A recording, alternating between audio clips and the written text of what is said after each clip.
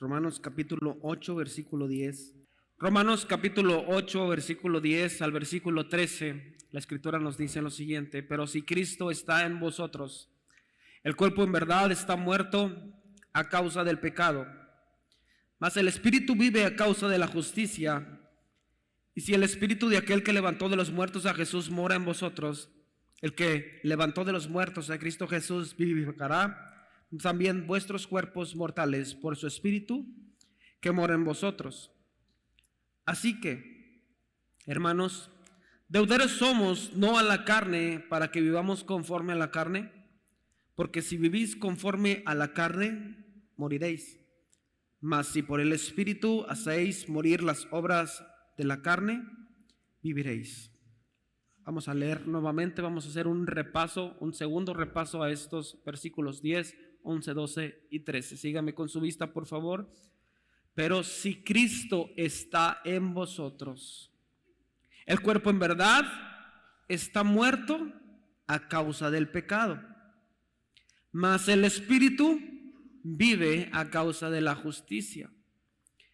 Y si el espíritu de aquel que levantó de los muertos a Jesús mora en vosotros, el que levantó de los muertos a Cristo Jesús vivificará también vuestros cuerpos mortales por su espíritu que mora en vosotros. Así que, hermanos, deudores somos, no a la carne, para que vivamos conforme a la carne. Porque si vivís conforme a la carne, moriréis. Mas si por el espíritu hacéis morir las obras de la carne, viviréis. Quisiera resaltar estas últimas palabras: si vivís conforme a la carne, moriréis. Mas si por el espíritu hacéis morir las obras de la carne, viviréis. Prácticamente el apóstol Pablo nos está representando o nos está haciendo una semblanza de vivir en una situación a causa de la carne y una situación a causa del espíritu. Y la recomendación o la exhortación es hacer morir las obras de la carne. Sin embargo, para que podamos entender todo el contexto, tendremos que entender también a qué se refiere con las obras de la carne. Y para ello vamos a ir al libro de Gálatas, capítulo 5.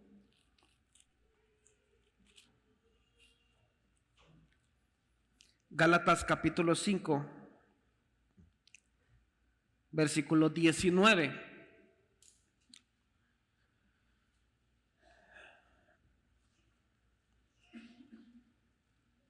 Gálatas capítulo 5, versículo 19, donde nos dice: y manifiestas son las obras de la carne. ¿Cuáles son las obras de la carne? Adulterio, fornicación, inmundicia, lascivia, idolatría, hechicerías, enemistades, pleitos, celos, iras, contiendas, disensiones, herejías, envidias, homicidios, borracheras, orgías y cosas semejantes a estas, de las cuales os amonesto, como ya os lo he dicho antes, que los que practican tales cosas no heredarán el reino de Dios. Y de esta manera se manifiestan las obras de la carne. Posiblemente en algún momento hemos escuchado o confundimos con respecto a ciertos espíritus. Solamente para poner un ejemplo, algunos comentan lo siguiente: es que tal persona tiene un espíritu de ira. Y tendríamos que pensar si lo que verdaderamente lo está atacando es un espíritu o es una obra de la carne. Y cuando se manifiesta una obra de la carne, quiere decir que no hemos dejado morir algo dentro de nosotros. Eso solamente fue para poner un ejemplo. Nos encontramos con que el apóstol Pablo mantiene una lucha interna, una lucha consigo mismo. Regresando al libro de Romanos, capítulo 7. versículo 16. Romanos capítulo 7, versículo 16. Él mismo nos dice: y si lo que no quiero, esto hago, apruebo que la ley es buena. De manera que ya no soy yo quien hace aquello, sino el pecado que mora en mí. Y yo sé que en mí, esto es, en mi carne, no mora el bien, porque el querer el bien está en mí, pero no el hacerlo. Quiero hacer el bien, pero no lo hago. Porque no hago el bien que quiero, sino el mal que no quiero, eso hago. Y si hago lo que no quiero, ya no lo hago yo, sino el pecado que mora en mí. Así que esto es parte de la lucha. Pareciera un trabalenguas, pero no lo es. Si lo estudiamos adecuadamente, yo creo que podremos entenderlo. Esa lucha que trae consigo mismo con respecto a las obras, con respecto al pecado, que de alguna manera entendemos se manifiesta por medio de la carne. Porque si bien entendemos que venimos de una naturaleza pecaminosa, el Señor Jesús, por medio de su sacrificio, ahora nos ha redimido. Sin embargo, aún continuamos con un cuerpo, con un espíritu y con alma. Y prácticamente cada una de estas tres facetas tienen diferentes necesidades. Y ahí es donde nos encontramos con ciertas luchas, y luchas muy personales. Pero el apóstol Pablo nos exhorta por medio de la palabra para que entendamos que si Cristo está en nosotros, podemos entonces hacer morir esas obras de la carne y vivir en el Espíritu. Por lo tanto, será necesario que si hay alguna situación dentro de nosotros, podamos totalmente eliminarla de nuestra vida. El tema para esta mañana es: si no se destruye, te consume. Si no se destruye, te consume.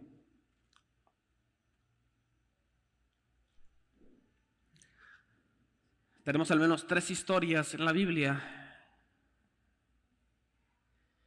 que tiene un trasfondo con respecto al tema que hoy voy a compartir. Para ello le voy a invitar que vayamos al libro de Josué capítulo 9.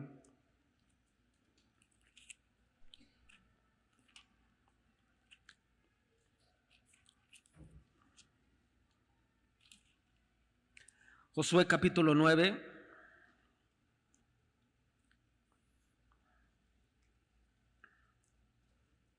Versículo 1.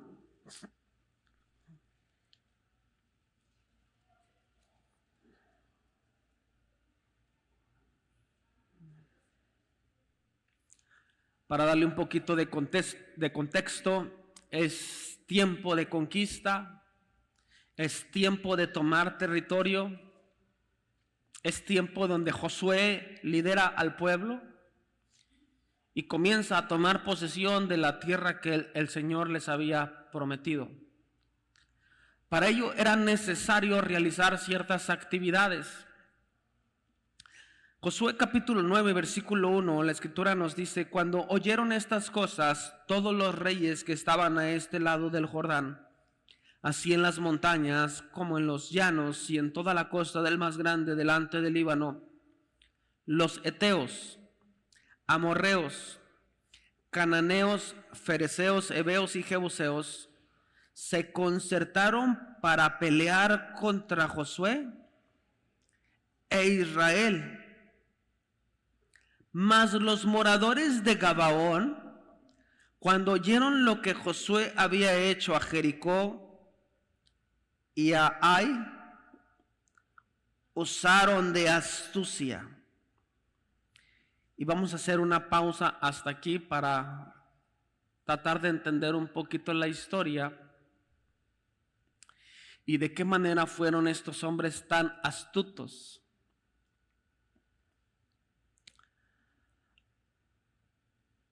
Eh, la ciudad de Gabaón prácticamente era un residuo del pueblo de los amorreos.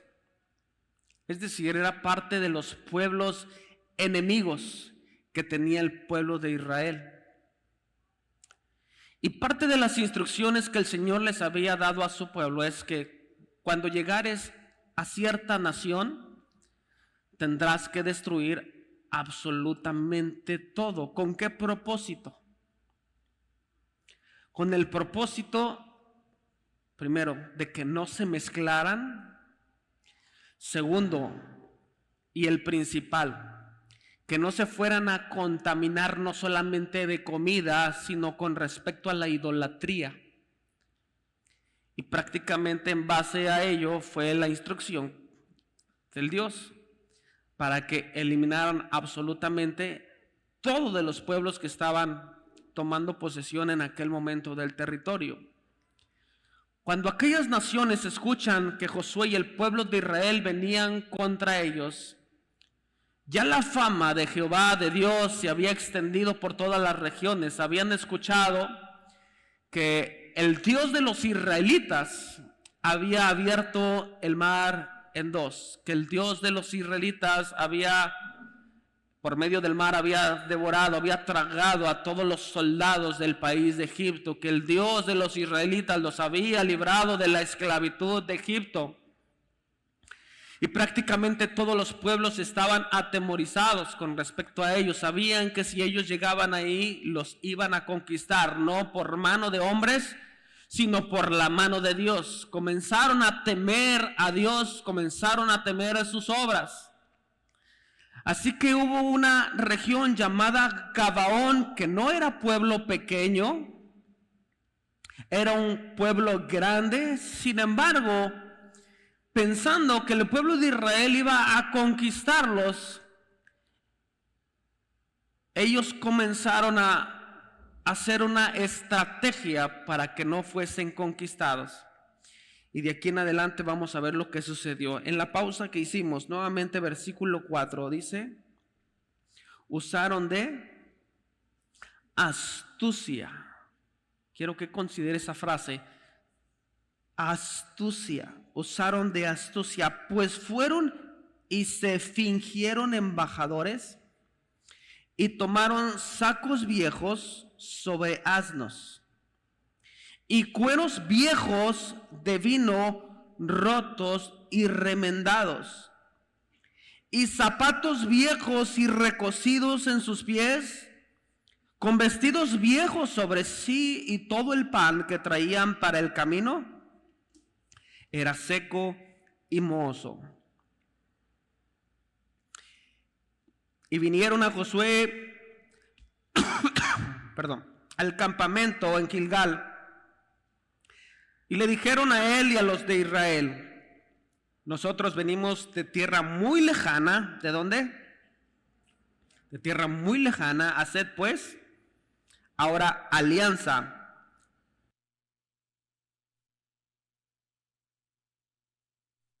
Haced ahora pues alianza con nosotros. Y los de Israel respondieron a los hebeos: quizá habitáis en medio de nosotros. ¿Cómo pues podremos hacer alianza con vosotros? Ellos respondieron: nosotros somos tus siervos. Y Josué les dijo: ¿quién sois vosotros y de dónde venís? Tomen en cuenta nuevamente la respuesta que ellos presentan. Ellos respondieron: tus siervos han venido de tierra muy lejana por causa del nombre de Jehová tu Dios, porque hemos oído su fama y todo lo que hizo en Egipto y todo lo que hizo a los dos reyes de los amorreos que estaban al otro lado del Jordán, a Sehón rey Hesbón y a Og rey de Basán, que estaba en Astarot. Así que dentro de su astucia, ellos utilizaron el engaño para poder llegar con Josué. Primero mintieron sobre el lugar de donde provenían. Ellos comentaron que venían de un lugar muy lejano, pero la realidad es que prácticamente era un pueblo vecino, y era un pueblo muy grande. Así que parte de la estrategia que utilizaron es utilizar vestidos de piedad, vestidos de, incluso si lo podemos ver de esta manera, de miseria. ¿Qué dice la Escritura? ¿Qué utilizaron ellos para vestirse? ¿Qué utilizaron? Sacos viejos sobre sus asnos y cueros viejos de vino rotos y enmendados, y zapatos viejos y recocidos en sus pies.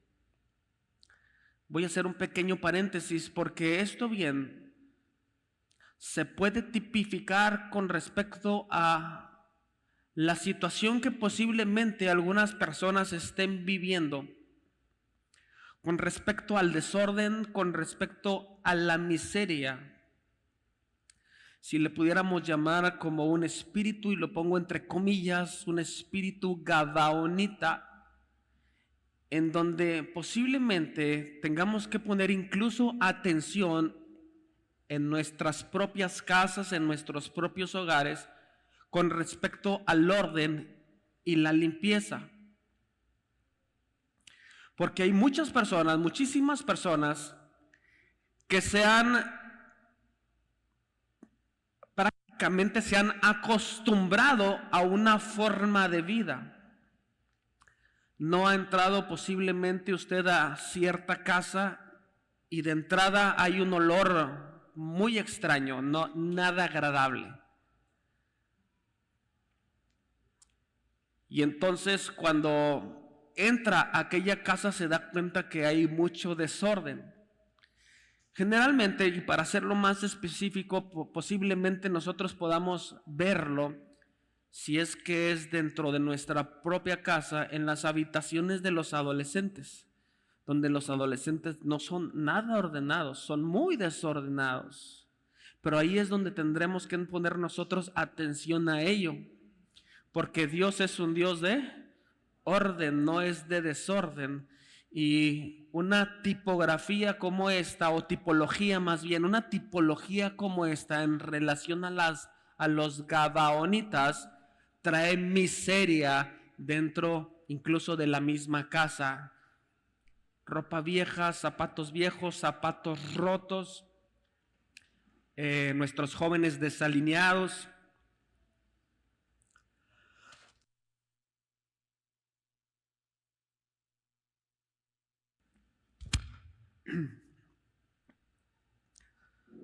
Perdón, estoy en medio de no sé si en medio o saliendo de perdón, de una gripe. Los adolescentes llegaron la semana pasada y se enfermaron con el fresco de la mañana. Me dicen que prácticamente, no sé si todos, ¿verdad? Pero la mayoría, gracias. Y pues llegaron las hijas, llegó la hija, llegó el yerno, llegó mis hijas, llegó la nieta y también la contagiaron. Y entonces, bueno, también me lo pegaron, ¿verdad? A final de cuentas, pero estamos bien, gracias a Dios. Entonces, bueno, no me quiero disculpar todas las veces, pero si hago una pausa ya sabe por qué es. Regresando al tema, entonces, hemos comentado que tendríamos que poner atención sobre ese tipo de cosas en donde se encuentra el desorden, porque prácticamente es una estrategia de parte del enemigo. Y me llama mucho la atención, muchísimo la atención esta palabra a la cual les dice que pusieran atención, la palabra astucia. La palabra astucia dice, usaron de astucia. Por lo tanto, ellos provocaron, por medio de esa astucia, hacer una alianza con el pueblo de Israel, específicamente con Josué.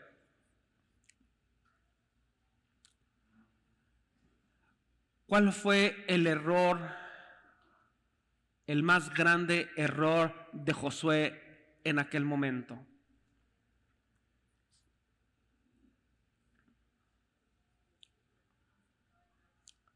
El más grande error de Josué fue no consultar a su Dios para pedir dirección. Si en ese momento hubiera ido con su Dios y hubiera presentado la situación, seguramente el Señor les hubiese dicho: hey, alto, ellos te están engañando. Pero tomó una decisión por sí mismo, y esa decisión le trajo consecuencias, y consecuencias graves. Las consecuencias no las vemos específicamente en este momento, porque ¿qué sucedió en los versículos más adelante? Ellos logran la alianza. Sin embargo, aún y con todo ello, Josué se da cuenta de que lo habían engañado. Los manda a llamar y les dice: ahora ustedes van a ser nuestros siervos, y los puso a trabajar como leñadores para el pueblo. Se salvaron, pero de alguna manera se introdujeron dentro del pueblo, se mezclaron entre el pueblo. Espero que esté captando la idea. Se mezclaron entre el pueblo. Y llegó el tiempo de ir a la batalla y seguir conquistando. Pero cuando el enemigo llega sobre Gabaón, Gabaón va directamente con Josué y le dice: Josué, nos están atacando. Como hemos hecho alianza contigo, te corresponde ayudarnos. Y bien, Josué dijo: pues he de cumplir mi palabra. Llegaron a Gabaón y comenzaron a defender el territorio.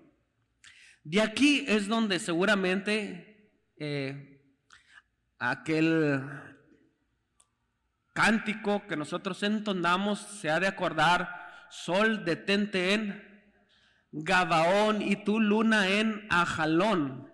El sol se paró, dice la canción, y ellos salieron victoriosos de aquella batalla. Bien, estamos en esta región. Cuando Josué ora al Señor para que el sol se detuviese, precisamente está en Gabaón. Esa es la zona, y la zona de Gabaón prácticamente era un pueblo enemigo.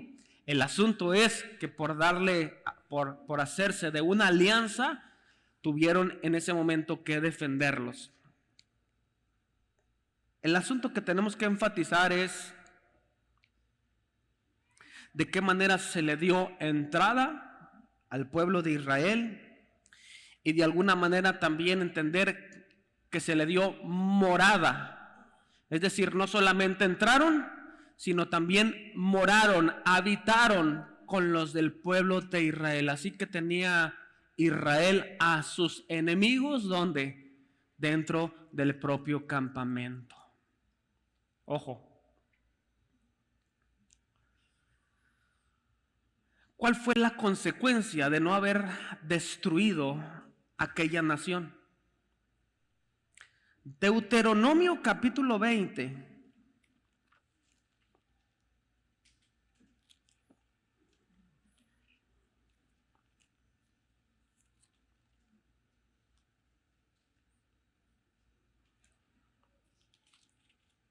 Deuteronomio capítulo 20, versículo 16.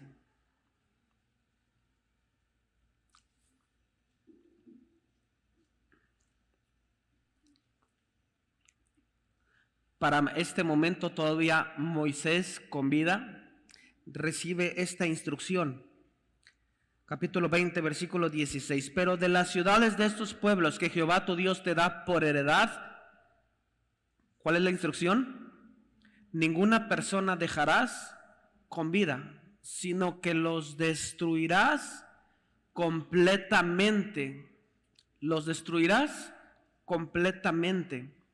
Al Eteo, al Amorreo, al Cananeo, al Fereceo, al Heveo y al Jebuseo, como Jehová tu Dios te ha mandado. Y dijimos que los Gabaonitas eran un residuo ¿de quién?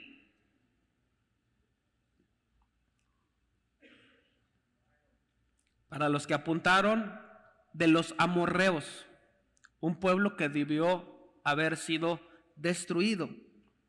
Versículo 18. Para que no os enseñen a hacer según todas sus abominaciones que ellos han hecho para sus dioses y pequéis contra Jehová vuestro Dios. Es decir, la práctica de aquella nación era una abominación en contra de Jehová, el Dios de Israel. Y enfatiza el hecho de que no quiero que ellos les enseñen a hacer todas sus abominaciones. Entonces podemos ver que prácticamente una consecuencia de no haber exterminado al pueblo amorreo, que ahora está dividido en una parte por el pueblo gabaonita, y utilizando su astucia se introduce dentro del campamento de los israelitas. No solamente se introduce, sino ahora mora con ellos, y es muy posible que ellos comenzaron a hacer prácticas y abominaciones en contra de Jehová su Dios. Y eso es por darle entrada a algo que no debía tener cabida dentro del pueblo de Israel. ¿Está conmigo?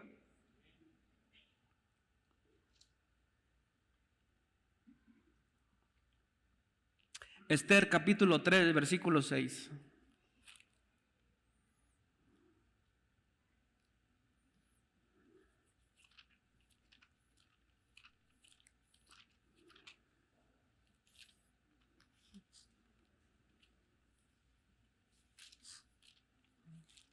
Esther capítulo 3, versículo 6. Vamos a una segunda historia.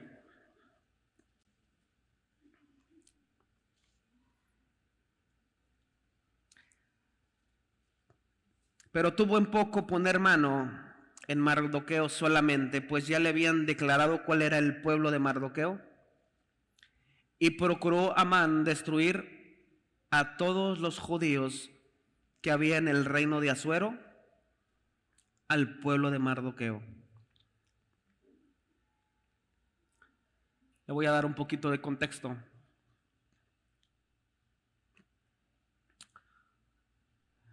Amán era uno de los consejeros del rey.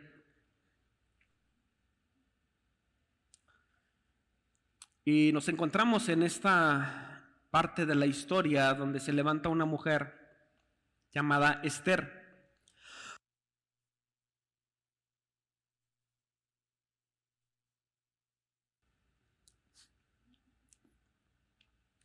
Y este hombre llamado Amán comienza con un plan maléfico en contra del pueblo de Israel para eliminarlos de la faz de la tierra. Es decir, el plan de Hitler, si consideramos tiempos modernos, o parte de su plan, ¿cuál era? Eliminar al pueblo judío. Y esto no es nuevo, porque Israel ha tenido una persecución desde muchos años antes. Por lo que es importante orar por la paz de Jerusalén. Lo dice la Escritura. Pero bien, como parte del plan, quería matarlos, quería destruirlos. Prácticamente presentó un decreto para que el rey pudiera dar la orden de hacerlo. Y en esa historia nos encontramos con una mujer muy conocida por la mayoría, llamada Esther. No voy a profundizar mucho en la historia, usted puede leer su libro. Pero vemos cómo se levanta con valentía. Mientras que se levanta, le pide a Mardoqueo que se pusiera en oración y ayuno por ella, porque se iba a presentar delante del rey. Y la verdad es que nadie tenía derecho de presentarse delante del rey si él no le llamaba. Así que si se presentaba, ella corría el riesgo de morir. Y aquí la gran mencionada frase: ora por mí, ayuna por mí, porque voy delante del rey y voy a clamar por mi pueblo. Y si muero, y si perezco, que perezca.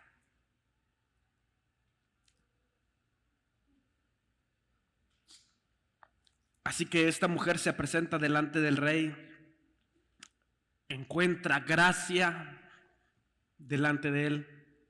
El rey se da cuenta de la astucia de este hombre llamado Amán.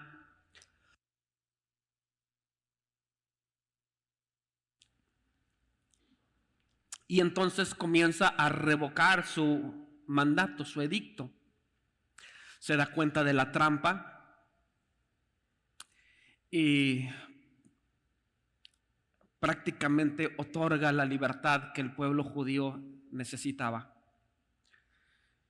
Sin embargo, como estamos centrados en la persona de este hombre llamado Amán,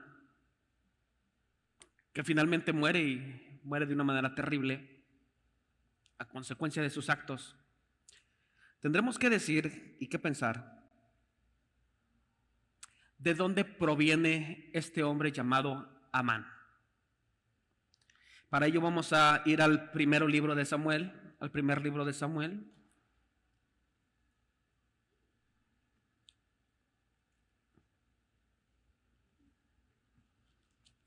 capítulo 15.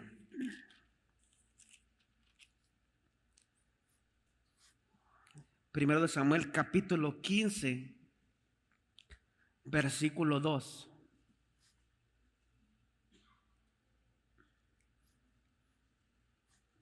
Así ha dicho Jehová de los ejércitos: yo castigaré lo que hizo Amalec e Israel al oponérsele en el camino cuando subía de Egipto. Ve pues y hiere a Amalec y destruye todo lo que tiene, y no te apiades de él. Mata a hombres, niños, mujeres, niños y aún los de pecho, vacas, ovejas, camellos y asnos. Saúl pues convocó al pueblo y les pasó revista en Telaim 200,000 de a pie y 10,000 hombres de Judá. Y viniendo Saúl a la ciudad de Amalec, puso emboscada en el valle. Y Saúl dijo a los eneos: idos, apartaos y salid de entre los de Amalec, para que no os destruya juntamente con ellos. Porque vosotros mostrasteis misericordia a todos los hijos de Israel cuando subían de Egipto, y se apartaron los eneos de entre los hijos de Amalec. Y Saúl derrotó a los amalecitas desde Ávila hasta llegar a Shur, que está al oriente de Egipto, y tomó vivo a Agag, rey de Amalec, pero a todo el pueblo mató a filo de espada. Y Saúl y el pueblo perdonaron a Agag y a lo mejor de las ovejas, del ganado mayor, de los animales engordados, de los carneros y de todo lo bueno, y no lo quiso destruir, mas todo lo que era vil y despreciable destruyeron. ¿Cuál era la instrucción de parte de Dios? Vas a destruir absolutamente todo. ¿Pero qué dijo Saúl? No, pues creo que ahí hay un buen ganado, que después lo toma de excusa para ofrecer un sacrificio delante de Dios. Es decir, utiliza las cosas a su conveniencia. Y vemos que deja con vida a este rey llamado Agag.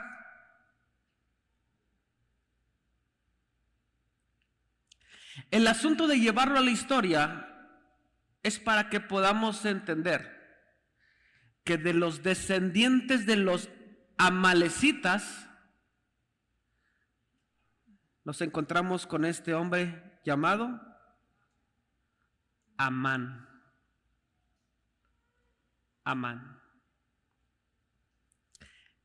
Es decir, si Saúl hubiese hecho caso a la palabra de Dios, no hubiera habido descendencia Y si no hubiese habido descendencia, la descendencia no hubiese llegado hasta los tiempos de Esther.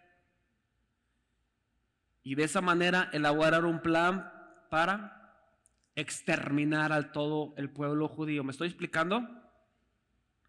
Pues he tenido que llevarlo a la historia para entender lo siguiente.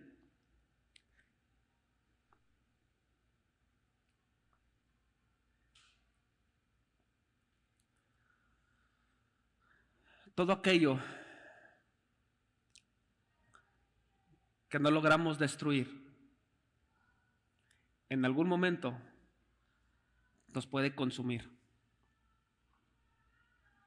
Todo aquello que permitimos, todo aquello que le damos entrada, incluso todo aquello que le damos morada, en algún momento nos puede destruir. En algún momento nos puede consumir. No así, y vamos a un tercer ejemplo de la palabra. Una historia mayormente conocida por todos.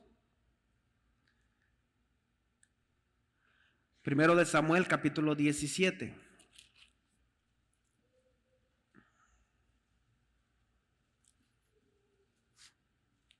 Nos encontramos con el enfrentamiento de un joven llamado David con un gigante llamado Goliat. Estamos en tiempo de batalla, estamos en tiempo de guerra, los filisteos contra los israelitas. Prácticamente un hombre amenazando a todo un pueblo, un solo hombre amenazando a toda una nación.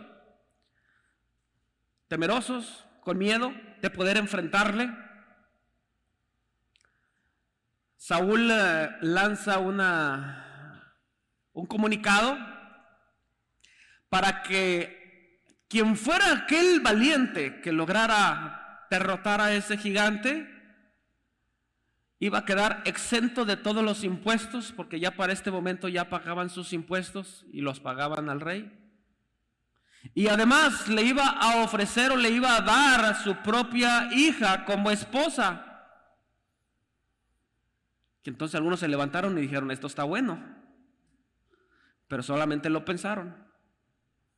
Porque era tanto el miedo que este Goliat les infundía que nadie se atrevía a pararse.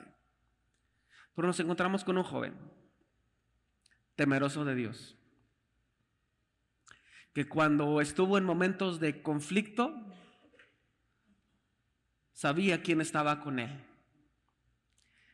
Que cuando él estaba en el campo, podía decirle, Jehová, tú eres mi pastor y nada me faltará. En lugares de delicados pastos me harás descansar, junto a aguas de reposo me pastorearás, confortarás mi alma, me guiarás por sendas de justicia por amor a tu nombre. Aún en los momentos oscuros, Señor, cuando ande en valle de sombra o de muerte, ¿lo tenía claro o no lo tenía claro? Aunque ande en valle de sombra de muerte, no temeré mal alguno. ¿Por qué? Tú estarás conmigo. Esa era la certeza, la seguridad que este joven tenía. Así que llega con el rey y le dice, yo me voy a enfrentar a él. Saúl lo ve, Saúl estaba, dice la escritura, que medía más de, le llegaba, ¿cómo dice específicamente? Del hombro de su hombro, todas las gentes estaban debajo de su hombro. O sea, estaba a una altura considerable. Y ni él pudo hacerle frente como rey. Pero dijo, yo voy. Y dijo, bueno, al menos te doy mi armadura para que puedas hacerle frente. Cuando se la ponen, dice, oh, esto es muy pesado para mí. Es más, no me des algo porque ni le sea esto.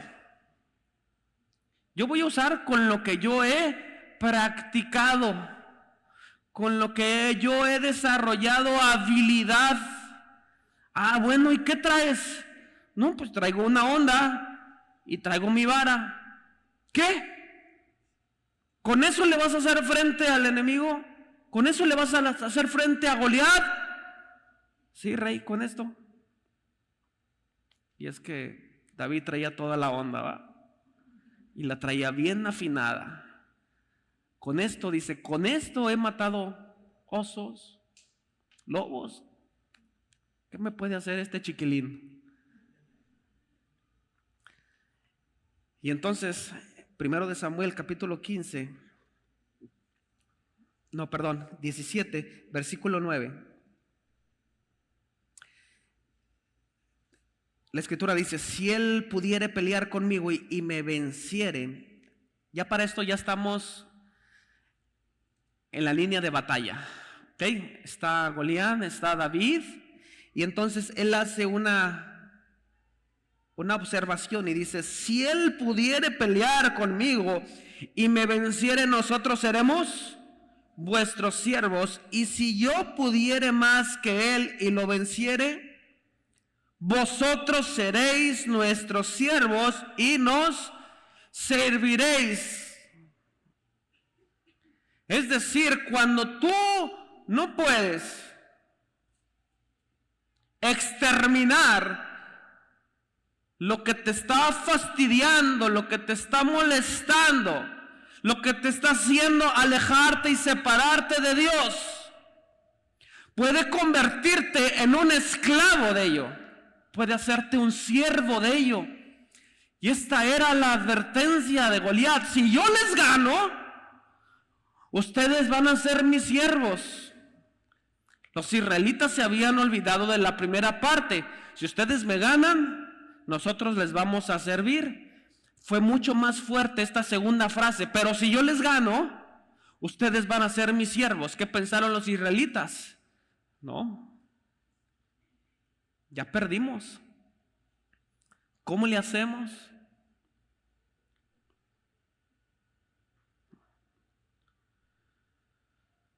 Así que comienza el enfrentamiento.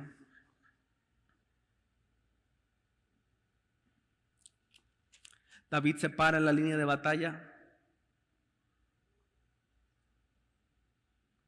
Se presenta con su vara, con su honda.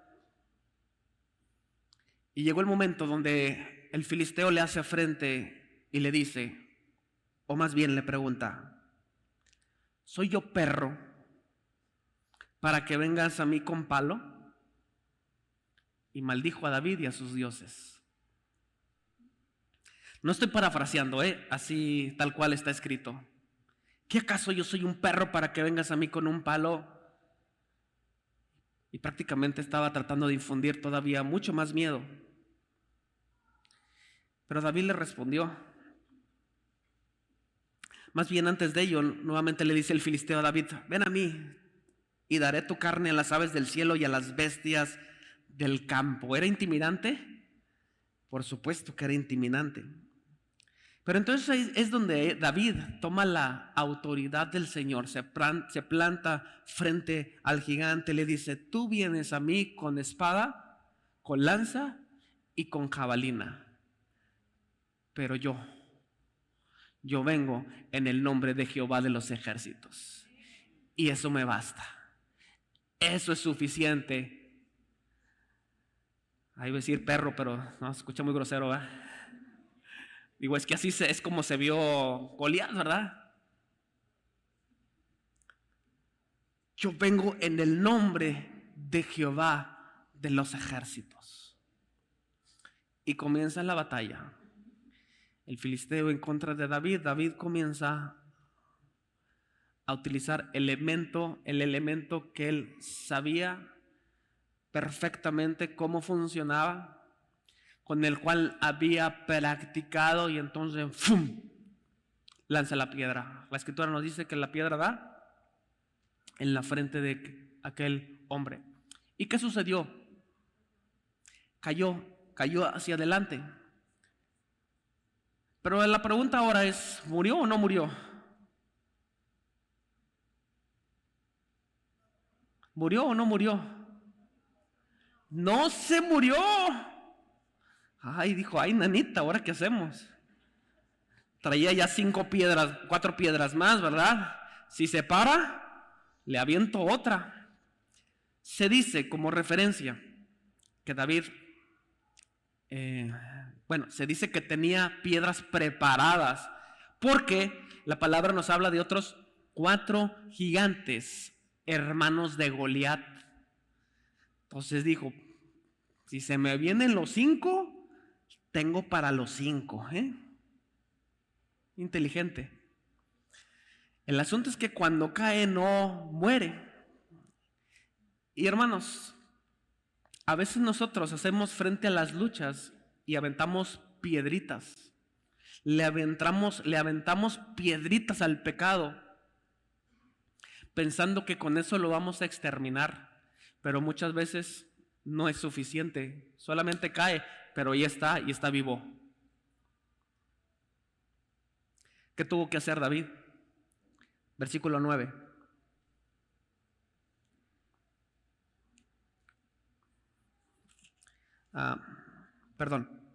Versículo 46, 17:46.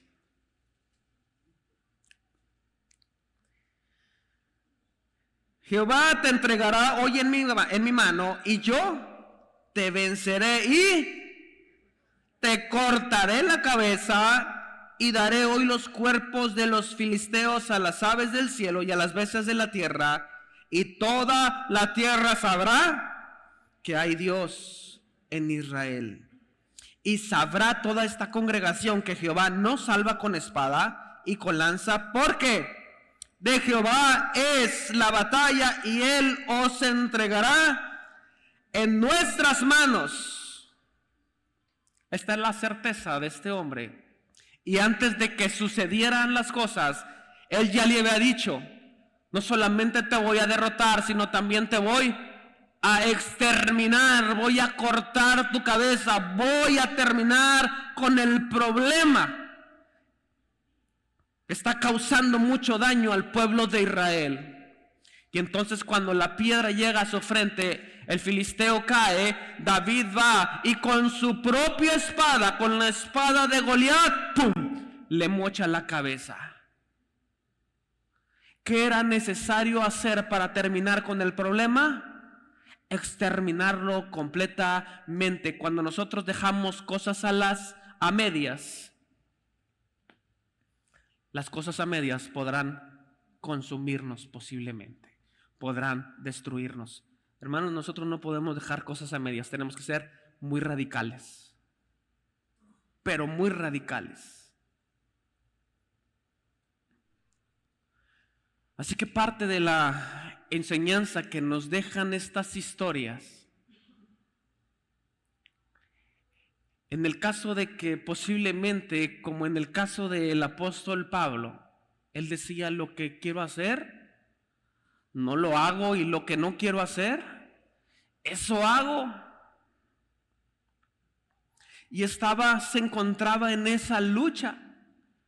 Pero él sabía perfectamente que lo que tenía que hacer es decir, con Cristo estoy juntamente crucificado, y ya no vivo yo, mas ahora Cristo vive en mí. Y eso le daba una garantía o una certeza, tal vez no de dejar de luchar, porque día a día estamos luchando, ¿no es así? Día a día nos estamos enfrentando a batallas, pero tenemos la certeza de que en cada batalla, dice la Escritura, dice Jehová, mía es la batalla, que en cada batalla nosotros tenemos la victoria. El asunto es que nosotros, cuando nos enfrentamos a situaciones que ponen en riesgo nuestra comunión con el Señor, entendamos que de ninguna manera nosotros tenemos que hacer alianza con el pecado. Recuerde lo que dice el libro de Génesis, mas la serpiente era astuta, y los gabaonitas fueron astutos. ¿Se fija? Como el enemigo utiliza ciertas estrategias y con su astucia de alguna manera se va introduciendo. De manera que ellos hicieron alianza, no hagamos alianza. Le permitieron la entrada, No le permitamos la entrada. ¿Para qué le abre la puerta? Si sabemos que tenemos un problema, ahí vamos. Dijo aquel, tropecé con la misma piedra. Y yo digo, pues qué bruto, ¿verdad? Así dice la canción, tropecé con la misma piedra. Yo digo, si ya te tropezaste una vez, tienes dos opciones, ¿verdad? O la quitas o le das la vuelta. ¿No es así? No le permitas la entrada. Y por último, en base a esta última historia, destruye por completo lo que te está alejando de Dios. En otras palabras, dale muerte. Dale muerte a lo que te está alejando de Dios. Terminamos con esta porción de la palabra, libro de Romanos, capítulo 8, versículo 1.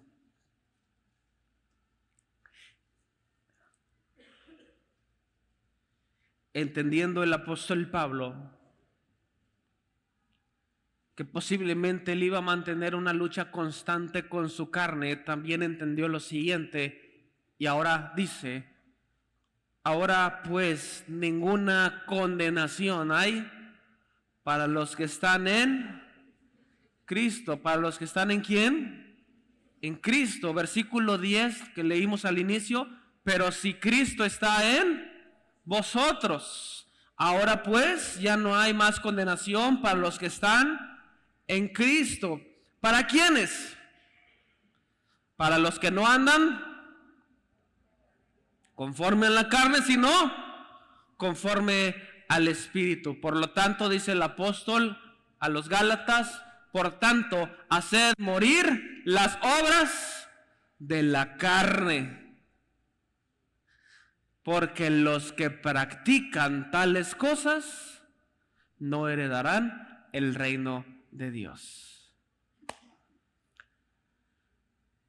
Así, o nos guisamos un huevo. Más claro, ni el agua.